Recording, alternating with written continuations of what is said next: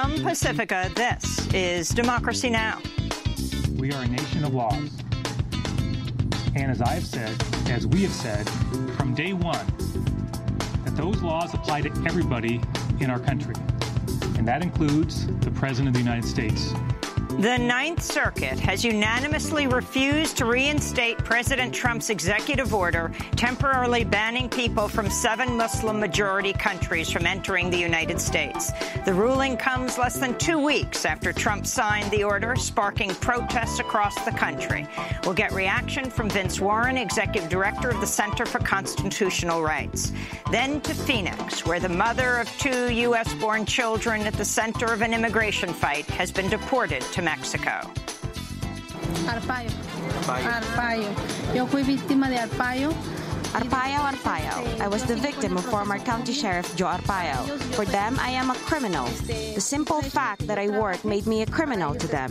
I don't think that is just. Garcia de Reyes was arrested and detained during her routine check-in after living in the United States for 21 years. Advocates say her arrest signals a shift in deportation priorities under Trump. We'll go to Arizona to speak with Reyes' husband and an activist who was among hundreds who tried to block her deportation. Then the Bowling Green massacre. I bet it's brand new information to people that President Obama had a 6-month ban on the Iraqi refugee program after 2 Iraqis came here to this country, were radicalized, and they were the masterminds behind the Bowling Green massacre. Most people don't know that because it didn't get covered. That's fake news. We'll speak with ProPublica reporter A.C. Thompson about his real news investigation, when the government really did fear a Bowling Green massacre from a white supremacist. All that and more coming up.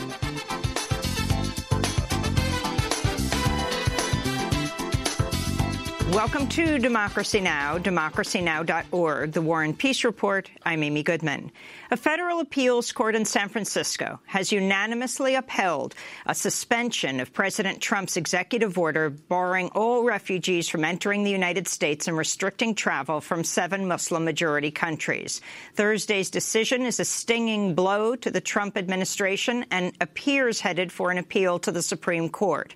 President Trump responded to the ruling on Twitter, tweeting in all caps, "See you in court. The security of our nation is at stake," unquote. In Washington state, the attorney general who successfully challenged Trump's Muslim ban, Dan Ferguson, hailed the ruling. This is a complete victory for the state of Washington. The Ninth Circuit Court of Appeals, in a unanimous decision, effectively granted everything we sought. We are a nation of laws. And as we have said from day one, that those laws apply to everybody in our country. And that includes the President of the United States. In their unanimous decision, a 3-judge panel on the Ninth Circuit Court of Appeals ruled courts have the authority to review constitutional challenges to executive actions. The judges also said the government failed to show evidence that anyone from the 7 nations cited by Trump's travel ban had committed terrorism in the U.S. If the case ends up in the Supreme Court, a potential 4-4 tie would leave the appeals court ruling in place. Meanwhile, at least one of the judges hearing Trump's travel ban has faced threats, prompting local police officers and the U.S. Marshal Service to beef up security. That's according to CNN, which cited unnamed law enforcement officials, after federal district judge James Robart issued a nationwide injunction last Friday halting Trump's executive order. Trump called Judge Robart a so-called judge and tweeted, quote, "Just cannot believe a judge would put our country in such peril. If something happens, blame him and court system. People pouring in bad," unquote, the president tweeted. Jeff Sessions has been sworn in as U.S. Attorney General. Vice President Mike Pence administered the oath of office to the longtime Alabama senator during a ceremony Thursday in the Oval Office. Afterwards, Sessions addressed reporters promising to get tough on immigration, claiming terrorism and crime are surging nationwide. We have a crime problem. I wish the rise that we're seeing in crime in America today were some sort of aberration or a blip. My best judgment having been involved in criminal law enforcement for many years, is that this is a dangerous, permanent trend that places the health and safety of the American people at risk. In fact, FBI statistics show the homicide rate has fallen consistently and dramatically since the early 1990s, and property crimes are at a low not seen since the 1960s. Sessions' comments came after President Trump falsely claimed the U.S. murder rate is at its highest level in more than 4 decades. It's actually at one of its lowest points in the last half-century. Immediately after swearing in Sessions as Attorney General, President Trump signed 3 new executive orders addressing crime and immigration. Today's ceremony should be seen as a clear message to the gang members and drug dealers terrorizing innocent people. Your day is over. A new era of justice begins, and it begins right now. One executive order seeks to increase penalties on those found guilty of assaulting police officers. A second order directs law enforcement agencies to increase intelligence sharing while going after drug cartels. A third order directs Attorney General Sessions to prioritize fighting illegal immigration, quote unquote, alongside drug trafficking and violent crime. In Los Angeles, scores of protesters marched through downtown and blocked a freeway entrance Thursday evening following reports of immigration raids across Southern California. Officials with ICE, the Immigration and Customs Enforcement, told reporters the agency was only conducting routine enforcement. But California State Senate President Kevin De Leon and the ACLU of Southern California report they've received reports of multiple raids of homes across Los Angeles. Meanwhile, the mother of 2 U.S.-born children who's at the center of an immigration fight in Arizona has been deported to Mexico. Guadalupe Garcia de Reos was arrested and detained Wednesday during a routine check-in with immigration officials. She'd been living in the United States for the past 21 years. Garcia's teenage daughter and son reacted Thursday to the deportation. I'm going to keep on fighting. I'm going to keep on fighting for my mom and for the other families that are going through the same thing, because this is unfair and it's really sad. We want her back in our arms. We want her back over here where she belongs. She belongs with us. And we're going to keep on fighting.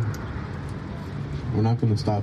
Reos's rapid deportation after a routine check-in comes as thousands of immigrants around the country face similar check-ins. We'll have more on the case of Guadalupe Garcia and others after headlines. We'll speak with her husband.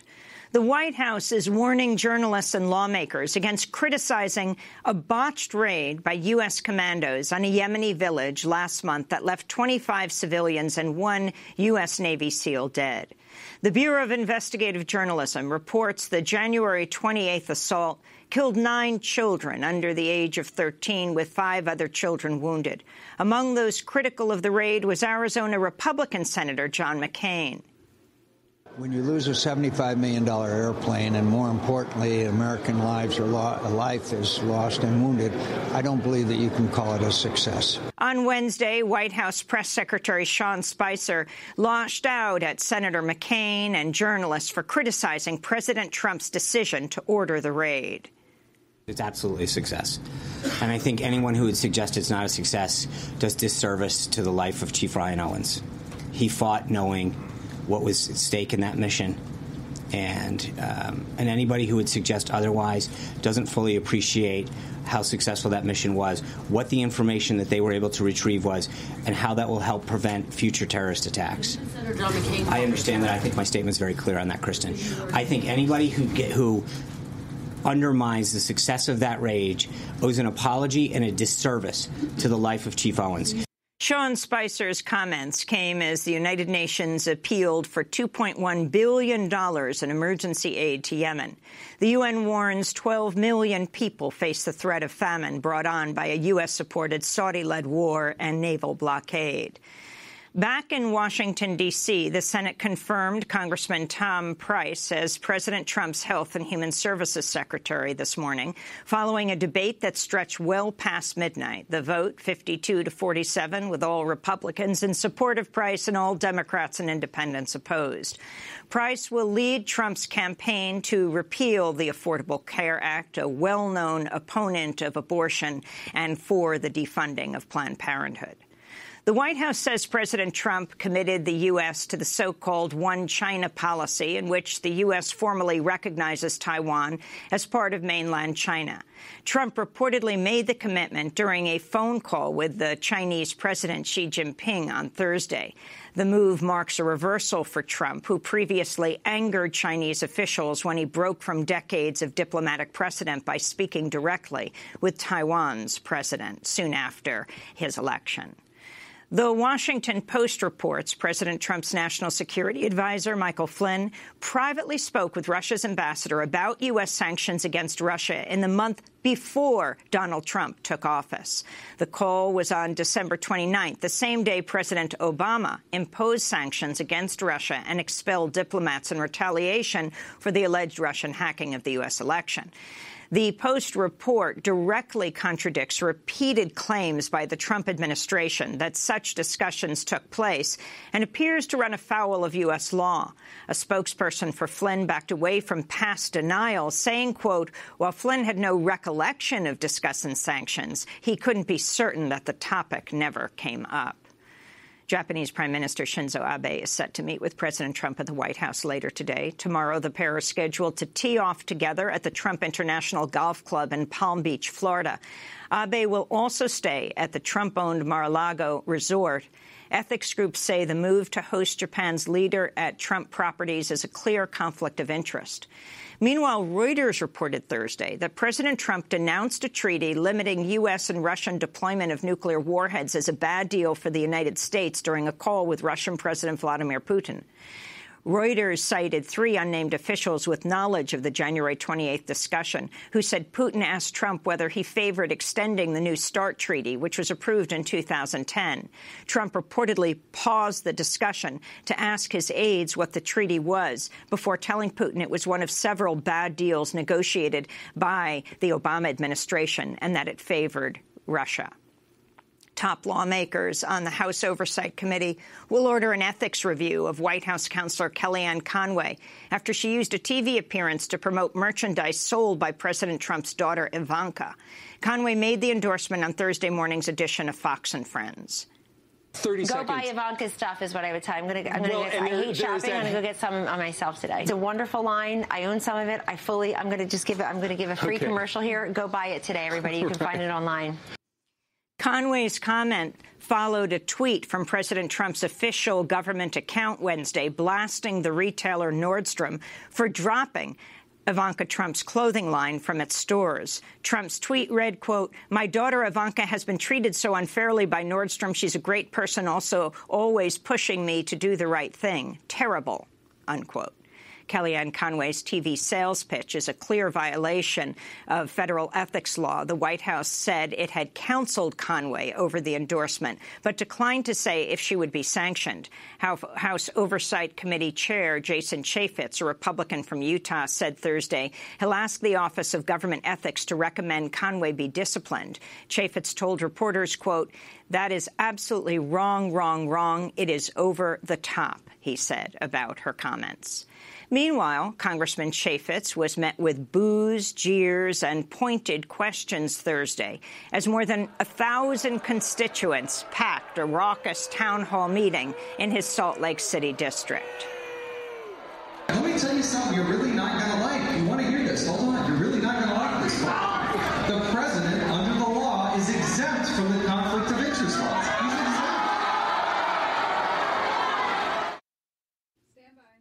Crowd members booed as Chaffetz took the stage. They chanted, let them in, as at least 1,000 more people were denied entrance to the packed high school auditorium. Protesters demanded Chaffetz launch ethics investigations into President Trump and other administration officials over numerous conflicts of interest. Other protesters called out Congressman Chaffetz over his support for selling off public lands in Utah and across the Southwest. In North Dakota, construction crews have resumed work on the final section of the Dakota Access Pipeline after the Trump administration granted an easement to allow Energy Transfer Partners to drill beneath the Missouri River. The construction resumed as opponents of the pipeline filed a last-ditch legal challenge in a federal court in Washington, D.C. Thursday. They're seeking an order halting construction, while a separate lawsuit filed by the Standing Rock Sioux Tribe proceeds in court. U.S. District Judge James Boasberg says he'll hear arguments on the motion on Monday. In Syria, Russian airstrikes killed 3 Turkish soldiers and left 11 others injured in what Russia's military described as an errant strike aimed at Islamic State fighters. The attack came as Russian, Turkish and Syrian government forces advanced on the city of Al-Bab, which is controlled by ISIS. In South Africa, lawmakers traded punches on the floor of the parliament Thursday as opposition politicians denounced President Jacob Zuma over charges nepotism and mismanagement of the economy. The scene played out on national television as Zuma's opponents sought to interrupt his annual State of the Nation address. And longtime Puerto Rican independence activist Oscar Lopez Rivera was returned to the island of Puerto Rico on Thursday to serve the remainder of his sentence, which was commuted by outgoing President Barack Obama. His official date of clemency is May 17th. Chicago Congressmember Luis Gutierrez confirmed Thursday that Lopez Rivera has been moved from a prison in Terre Haute, Indiana. A spokesperson said in a statement that Gutierrez had, quote, led a small delegation on a flight that originated in Indianapolis, routed through Charlotte, and has landed in San Juan. And those are some of the headlines. This is Democracy Now!, democracynow.org, The War and Peace Report. I'm Amy Goodman. A 3-judge panel on the Ninth U.S. Circuit Court of Appeals has unanimously refused to reinstate President Trump's executive order temporarily banning people from 7 Muslim-majority countries from entering the United States. The ruling came less than 2 weeks after Trump signed the order, which sparked protests across the country. The judges wrote, quote, the government has pointed to no evidence that any alien from any of the countries named in the order has perpetrated a terrorist attack in the United States. The judges went on to say, rather than present evidence to explain the need for the executive order, the government has taken the position that we must not review its decision at all. President Trump responded first on Twitter by writing a message in all caps reading, "See you in court. The security of our nation is at stake." Trump later briefly spoke to reporters at the White House. It's a political decision. We're going to see them in court, and I look forward to doing it. So you believe the judges made a political decision? We have a situation where the security of our country is at stake. And it's a very, very serious situation. So we look forward, as I just said, to seeing them in court. Sir, thanks, do you think this has undercut the early days of your presidency? This is such a core issue. This is just a decision that came down, but we're going to win the case. The ruling was a major victory for the state of Washington, which took Trump to court. Washington State Attorney General Bob Ferguson called the ruling a victory for the U.S. Constitution. We have seen him in court twice, and we're 2 for 2. That's number one. And in my view, the future of the Constitution is at stake. That's at stake as well. And look, we respect that the president has broad authority when it comes to issuing executive orders, but they still have to follow the Constitution. The president does have a choice. He can continue to fight this, or he can tear up this executive order and start over. I would strongly encourage him to consider the latter course of action. The Trump administration now has 14 days to ask the full Ninth Circuit to review the decision or appeal directly to the U.S. Supreme Court. Trump could also rewrite the executive order. Washington State Solicitor General Noah Purcell, who argued the case, welcomed the court's decision. What we argued to the court yesterday was that it's the role of the courts to say what the law is and to serve as a check on the executive branch. And that's what the court has done in this opinion, in this excellent opinion, this well-reasoned, careful, thoughtful opinion that seriously considered all of the government's arguments and rejected them. This is not a partisan issue. The idea that the government does not get to just say that something is in the national security interest without sort of having to back that up in any way when they're violating people's rights Well, for more, we're joined by Vince Warren. He's the executive director of the Center for Constitutional Rights. Welcome to Democracy Now! Thank you. The significance of this decision that came down last night. Vince. It's an extraordinary decision. This is what we were hoping for, where in light of President Trump trying to jam through all of these ill-considered, atrocious, unwarranted executive orders, we're trying to position the courts to have the final say on what his authority is and also the wisdom and veracity and legality of what he's trying to do. The court took a couple of very clear positions, which you've talked about, but I think they're significant. One is that the Trump administration took the position that this order was unreviewable by any federal court anywhere. That sounds a little bit like George Bush. It's because it comes out of the George Bush playbook. And in fact, when the Ninth Circuit answered that question and said we certainly do have the authority to review these orders of the president, they cited our case, the Center for Constitutional Rights case, Boumediene versus Bush, which went to the Supreme Court for that very principle. The court did not take on the First Amendment claim of whether this was religious discrimination, but they really didn't have to.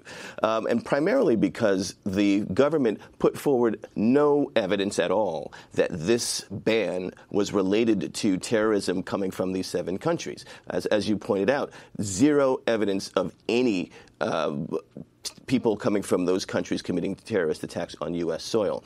But what we do have evidence of is the thousands of people that were affected and negatively affected by this order. In fact, the Center for Constitutional Rights filed a challenge with the Inspector General of the Department of Homeland Security where we laid out some of these horrible things that were going on. And people were brutalized, handcuffed, children handcuffed, people held without food and water for up to 18 hours, forcibly thrown back on airplanes. And in fact, many people had been trying to see lawyers in airports around the country, and the Department of Homeland Security, Customs and Border officials refused to let them see that. And in a couple of cases, people were forcibly made to sign away their visa rights that had been given by the government in order to be deported. I mean, this is the kind of outrageous stuff that happens when this narcissistic president... And what does that mean when they have to sign away their visa rights? So what happens is that the government, you apply for a visa, the government grants you a visa, you come into the country, you're supposed to be able to walk through with the vetting that they have.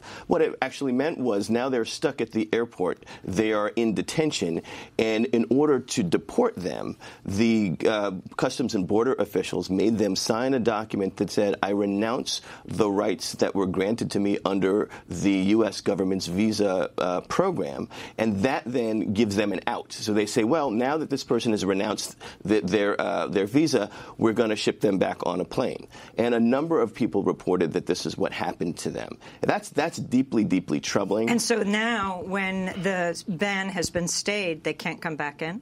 Now that the ban has been stayed, that means that they actually can come back in. Even though they waved away? Well, that's going to be, for those people, they're going to have a problem now because they're going to have to apply to this government's State Department now. I don't think this government State Department is going to allow them to come back in, which is also troubling. So it's essentially one government lets them come in, the other government kicks them out and then doesn't let them come back in, even though their policy banning people from those countries is now frozen and blocked by courts.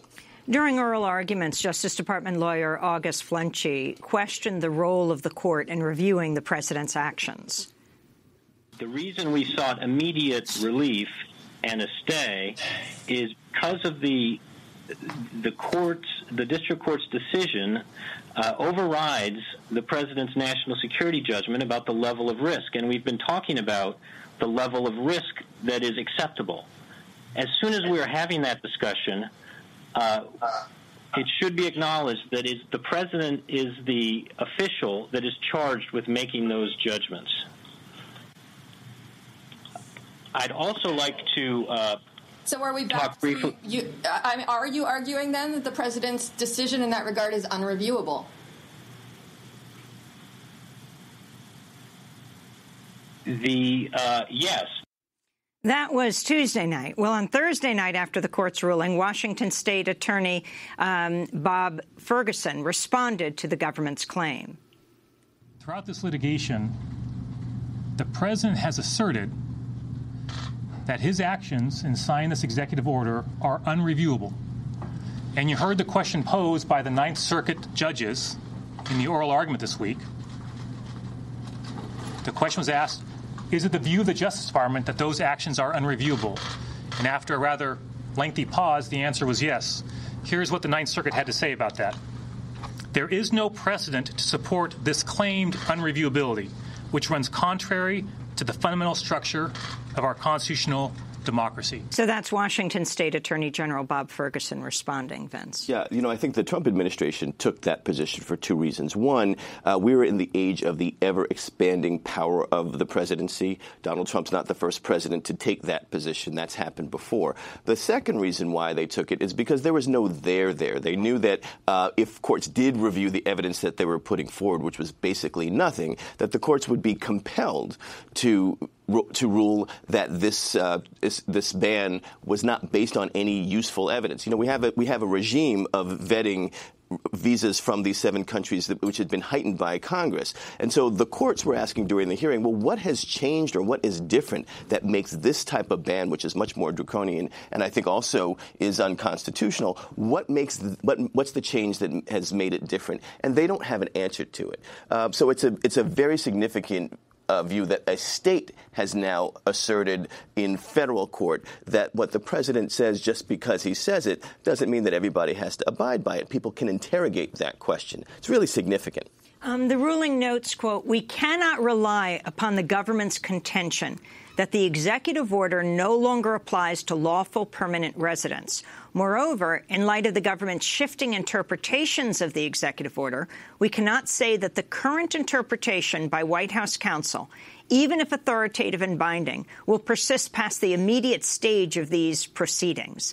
Vince Warren, how do you interpret this? Well, the court is sending a clear message that the evidence put forth by the government, as well as the different things that they were saying about this, you basically can't trust it. When courts say that we can't rely on an assertion, that essentially means that we can't trust what you're saying to be true, to be able to rely on it to build a ruling in your favor. What we had here is we had a blanket ban. They walked that back. Various departmental officials started issuing communiques. Well, the ban doesn't apply to lawful permanent residents. The Customs and Border Patrol were throwing people that were lawful permanent residents out of the country at the same time that the administration was saying, no, they should come in. It was complete chaos. But I think more than that, it's really the veracity of this administration that's at stake.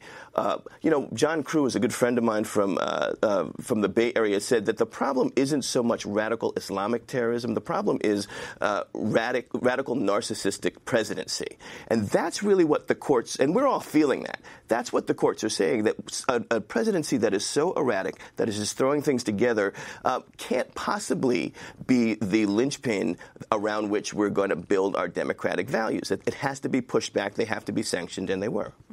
So where does this go from here? Far be it for you to say what President Trump is going to do, but what are the paths he can take right now? He said, see you in court. Yeah, there are a couple of paths that he can take. One path is that when they move for the emergency order to get rid of the block of the ban, they also filed an appeal in the Ninth Circuit Court of Appeals. So what he could do is he could continue to argue that appeal in the Ninth Circuit. Now, what that means... The complete Ninth Circuit. The complete Ninth Circuit. Which is what, like 27, 28 judges? It's a very large number of judges. And it's also, you have to apply to get that kind of hearing. That process can take a long time. And while that's happening, the ban is still in effect. He's also running the risk of losing again. And the ban is not in effect. I'm sorry, that the ban is not in effect, right, and that the stay is still in effect, so that he runs the risk of not having that ban in play during that whole period. He can take the case directly to the Supreme Court. I'm not a betting man, particularly when it comes to this president, but that seems like, if you're tweeting in all caps, see you in court, that sounds like it might where it's going. They can go to the Supreme Court, and the Supreme Court can hear the case and decide whether it wants to overturn the decision or not. Eventually, the case will go back. If he loses, the case goes back down to the district court, where they have an actual hearing with evidence on the district court is Judge Robart. Judge Robart in Seattle, where they will have a hearing on the preliminary injunction, and that's a determination as to the temporary stay that the judge put on the ban. It's a hearing as to whether that should go for longer. So there are a number of options. It's hard to say where they're going to go, but it's clear that the administration is on the back foot here. That's involving this case. There are other cases in courts, like one in Virginia, they're in Massachusetts. What happens with those? Well, those cases are also proceeding, and I think what is happening now is that those courts are likely waiting to see what happens here, because Judge Robart put a blanket stay on the ban. That covers the entire country. The government was arguing that it was too broad, but right now there is a stay in the entire country. So other courts are waiting to see what happens. If it turns out that this stay from Judge Robart gets overturned for some reason, other courts can move in with different theories, with different sets of facts, and we might be able to see this all over again in different courts. What about Donald Trump's comments about the judges, calling Robart a so-called judge, and then in the midst of these proceedings, as the three judges are deliberating, talking about the proceedings as being disgraceful? And now we hear, at least CNN reported, that at least one judge needs hyped up security, needs more security because of threats. It's troubling, and it's disgraceful that the President of the United States can't abide by a democratic process that's been around in this country for over 200 years. It also, frankly, smacks of authoritarianism. When you look back at regimes that have come to power, one of the things that they do is they try to make people afraid. So this whole Muslim terrorism thing is a tool to get people to be afraid. The next thing they do is they attack the press. The next thing that they do is they attack the courts. That's what we're seeing here. And, this isn't over a 30-year regime. This is over 21 days we're seeing this. This is really problematic. And again, the biggest threat that we have right now is how this president operates within our democratic principles. And the reports that Judge Gorsuch said in speaking to not only a Connecticut Senator Blumenthal, but others, Republican and Democrat, talking about the attacks on judges as being demoralizing and disheartening. It's not, although President Trump said this was a lie, that this was misinformation, and so did his press spokesperson, Sean Spicer. Gorsuch's own transition team guide said he made these comments. Yeah, it's significant for a couple of reasons. One, I'm not a big fan of Neil Gorsuch. If Neil Gorsuch gets confirmed and goes to the Supreme Court, it's going to be a lot of bad news for the things that we care about. Nonetheless, one of the things about almost all federal judges, and particularly conservative judges, that they do have a sense of decorum and process. And we found this in the Bush administration when we were doing our cases on Guantanamo. There were certain things that even conservative judges can't abide. Unfortunately, they tend to care less about people's bodies and people's lives, whether they go to jail or they're trying to get abortions, but they care more about the decorum of the democratic principles and the role of the judiciary. So I'm not surprised that Neil Gorsuch said those things or feels those things. And frankly, as we go through the 4 years, even no matter what number of Republican judges that the administration puts in, he's going to have this problem. Very quickly, what hasn't gotten as much attention because this is so major, this continuation of the stay on the Muslim ban.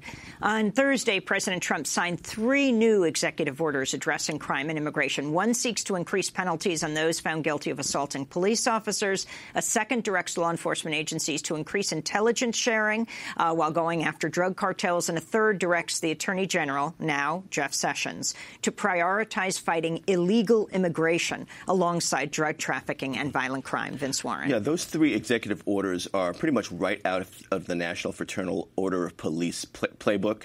The sum total of those 3 orders means massive new resources going to law enforcement on the federal, state, and local level. The order that has to deal with police officers that you were mentioning really is the beginnings of what we're calling a Blue Lives Matter regime. We've been seeing this in states where there are increased penalties that criminal penalties for assaulting, sometimes even insulting police officers. The idea that built on the idea that if you're black or if you're gay or if you're a woman and someone assaults you, that it is worse and there should be penalty enhancement for that. We're seeing that for police officers, which doesn't make sense. The other piece that I think is significant is in one of the executive orders that you mentioned, where the Attorney General is to look at crime reduction. Crime is not going up. It hasn't been going up for 30, 40 years. It's going down. The other part of that executive order was talking about restoring public safety, as if we don't have public safety now. But significantly, and you pointed this out, the Attorney General has to look at rising crime in 3 areas: drug trafficking, violent crime, and then illegal immigration. This is the first time that I have seen the status of being undocumented looked at as a crime that has to be reduced through enhanced punishment, through enhanced things like that. That's the big problem that we need to keep our eye on. And that's what we're going to look at next. A woman who, in the midst of all this, who's lived here for 21 years, the mom of 2 American-born children in Arizona, was deported yesterday. We'll speak with her husband. Vince Warren, thanks so much for being with us, Executive Director of the Center for Constitutional Rights. We'll be back in a minute.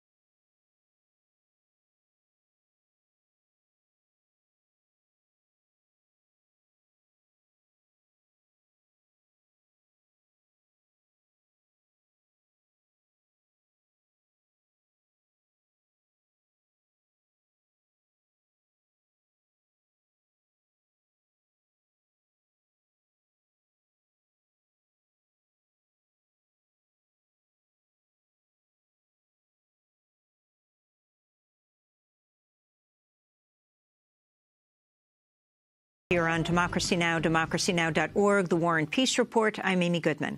The mother of 2 U.S.-born children, who's at the center of an immigration fight in Arizona, has been deported to Mexico. Guadalupe Garcia de Reyes was arrested and detained Wednesday during a routine check-in with immigration officials. She'd been living in the United States for the past 21 years, but had been arrested in 2008 during a raid on a water park in Maricopa County and convicted of a felony for using forged documents in order to get a job. Advocates say her arrest signals a clear shift by the Trump administration to deport people who are considered a low priority for removal under President Obama. An executive order issued during the first week of his presidency vastly expanded those facing removal to include anyone found guilty of any offense, as well as accused of crimes but not convicted. Speaking from Mexico Thursday, Garcia said her problem started with the infamous Sheriff Joe Arpaio, a longtime supporter of Donald Trump. Arpaio. Yo fui víctima de Arpaio. Arpaio. I was the victim of former County Sheriff Joe Arpaio. After following through with the process, all was good. I was given permission. I was working and everything was going well. And then, with the check that was done, the felony that Arpaio gave me came back, which made me a criminal. For them, I am a criminal. The simple fact that I work made me a criminal to them. I don't think that is just. Imagine that I underwent a checkup every year, and they wait and they see that everything is good, and then they say no. They cannot give me permission, that I will be arrested. They practically took away my right that I had before for the felony that I previously had. Guadalupe Garcia's rapid deportation after a routine check-in comes as thousands of immigrants around the country face similar check-ins. On Wednesday, hundreds protested her removal by surrounding the van, carrying her away from the immigration office where she was taken into custody. One man locked himself to the wheels of the van while others blockaded it with their bodies.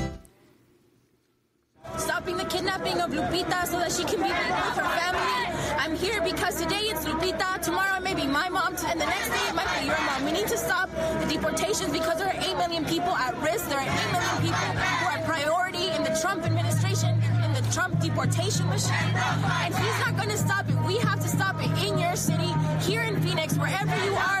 You can do this too. For more, we go to Phoenix, where we're joined by Aaron Reyes, who is the husband of Guadalupe Garcia de Reyes, who was just deported to Nogales, Mexico. His wife had been living in the United States for 21 years and leaves behind 2 teenage children who were also born in the United States. And we're joined by Francisca Porchas, the organizing director for Puente Arizona, a grassroots human rights movement for migrant justice. She live-streamed the protests on Wednesday as people tried to prevent the deportation van from moving forward. We welcome you both to Democracy Now! Let's begin with Aaron Reyes. Tell us your thoughts right now, where your wife is, where your children are. Well, my wife and my children are at the border of Mexico, Nogales, Sonora.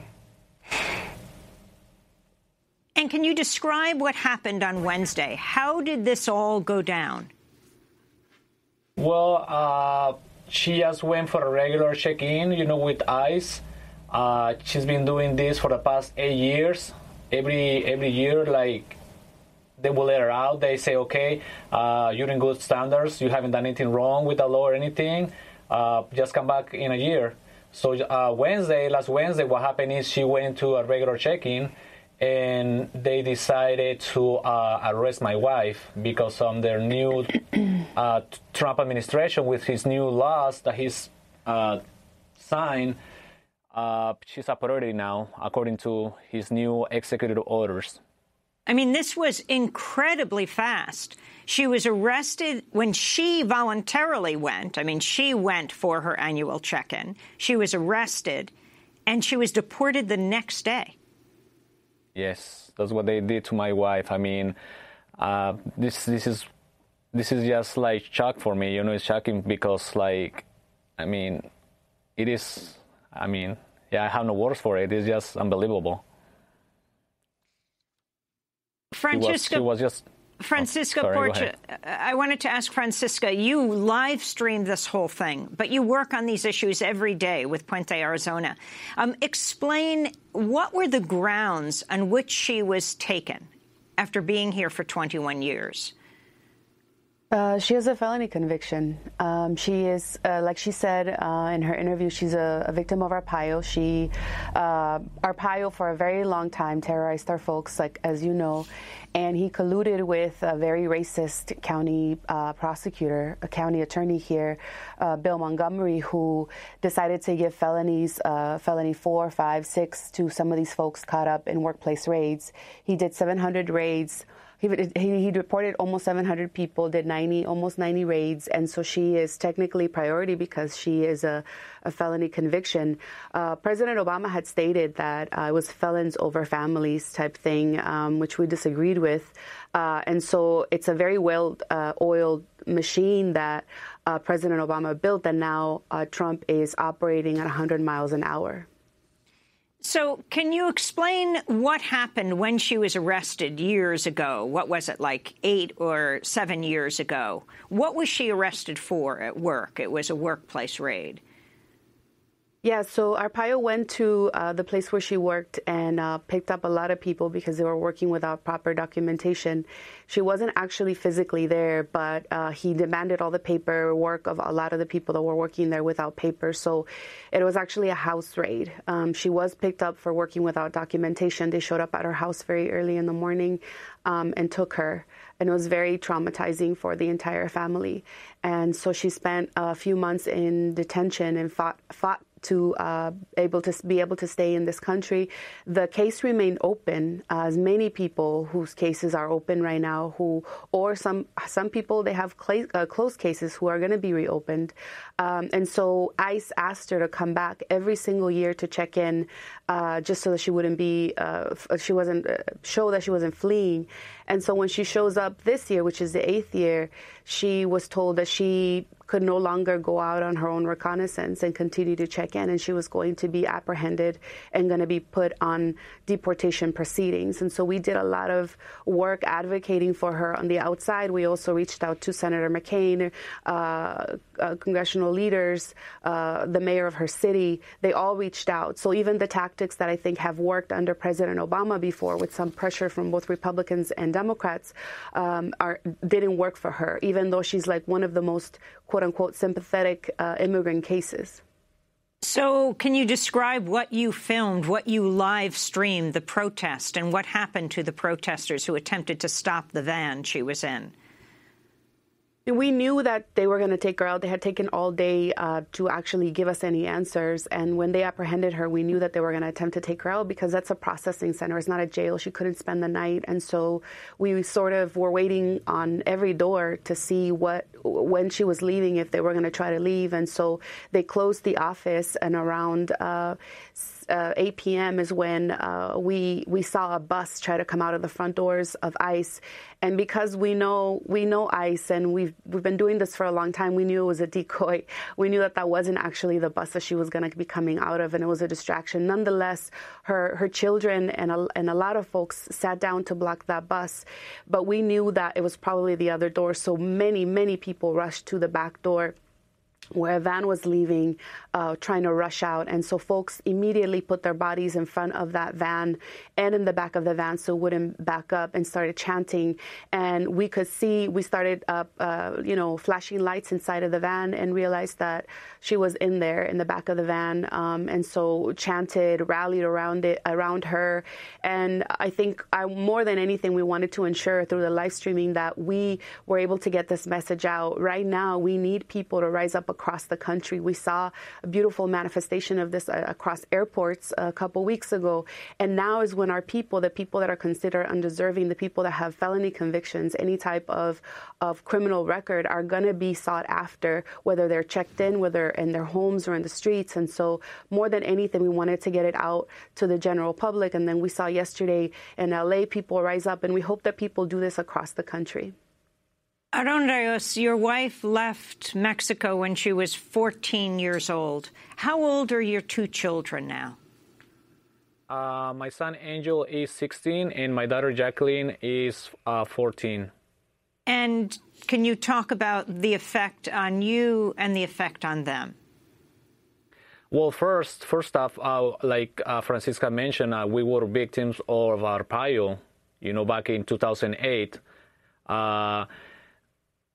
It is kind of sad to see my son when back in 2008, this was December 16, when Arpaio's officers went to my house. I wasn't there, but it was kind of sad to that my son, when he was around 8 years old, he saw how his mom was taken away from him, handcuffed.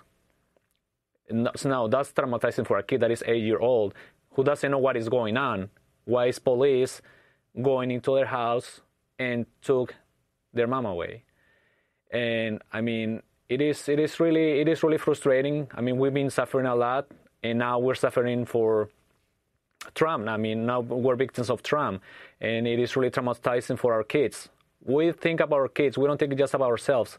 We think about our kids, and all is affecting.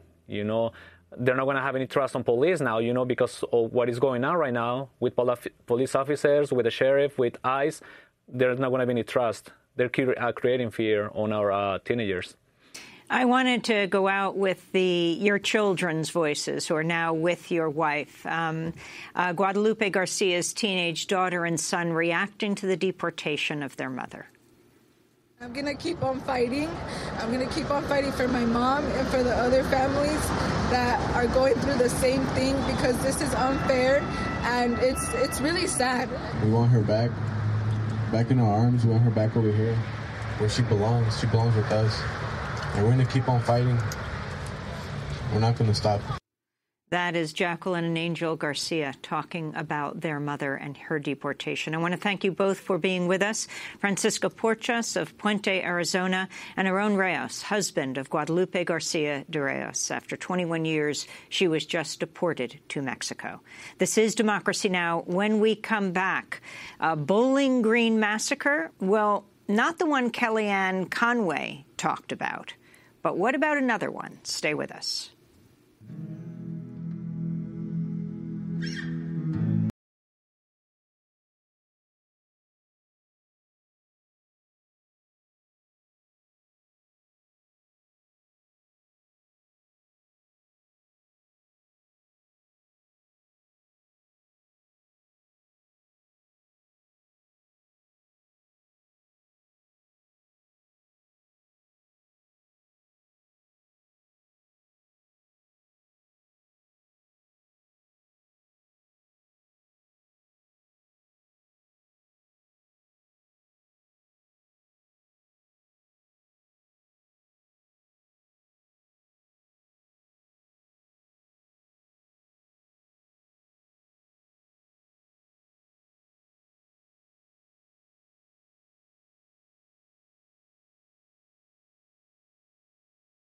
Chariot. This is Democracy Now!, democracynow.org, The War and Peace Report. I'm Amy Goodman, as we end today's show with a closer look at the Bowling Green massacre. No, not the non-existent terrorist attack manufactured by Donald Trump's counselor Kellyanne Conway, but an actual threat by an extremist in Bowling Green, Ohio.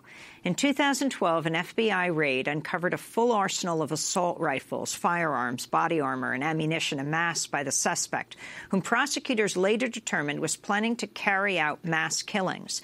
But the suspect is not a radical Muslim. He's a white supremacist. His name is Richard Schmidt. His federal authorities say he was planning targeted attacks on African Americans and Jews. Investigators found a list of names and addresses of people to be assassinated, including the leaders of the NAACP chapters in Michigan and Ohio. Schmidt was sentenced to less than 6 years in prison after a federal judge said prosecutors had failed to adequately establish he was a political terrorist. He's scheduled for release next year, February of 2018. Schmidt's case isn't the only one involving terror threats by a white supremacist that received little coverage by mainstream media. On Monday, the trial of Christian minister Robert Dogart began in Tennessee Federal District Court. Undercover FBI agents alleged Dogart was plotting to travel to upstate New York to kill Muslims there using explosives, an M4 assault rifle, and a machete. According to a federal investigation, he saw himself as a religious warrior and wanted to kill Muslims to show his commitment to his Christian God.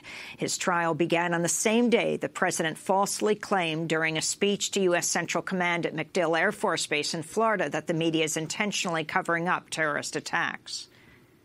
We've seen what happened in Paris and Nice. All over Europe, it's happening. It's gotten to a point where it's not even being reported.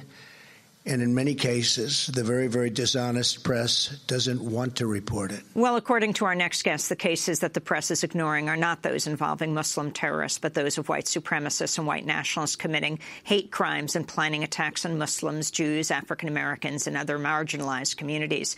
In Berkeley, California, A.C. Thompson is with us, a journalist with ProPublica, where he's a team leader for a project that documents hate crimes, bias incidents, and racial extremists. He highlighted Richard Schmidt's case in his article, When the Government Really Did Fear a Bowling Green Massacre, from a white supremacist.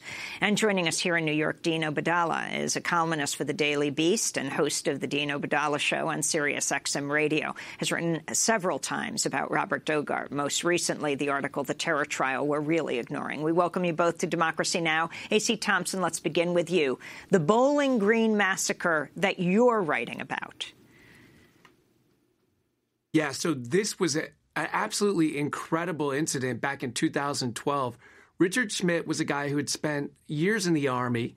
He had lost his Army service. He'd been a reservist after his active duty when he got into a street altercation and shot 3 people. He killed one of them, a man named Anthony Torres, spent 13 years in prison. When he got out of prison, he was banned from owning firearms. Despite that, he amassed a massive, massive arsenal. Assault rifles, shotguns, pistols, 40,000 rounds of ammunition, body armor. The federal government found out about his arsenal basically by accident, investigating a counterfeit sports good ring. Schmidt had a business selling sports memorabilia, and they traced packages of counterfeit NFL jerseys to his business in Bowling Green. When they got there, they found something that was much more worrisome than counterfeit goods. They found this huge arsenal owned by a felon who was not allowed to have guns.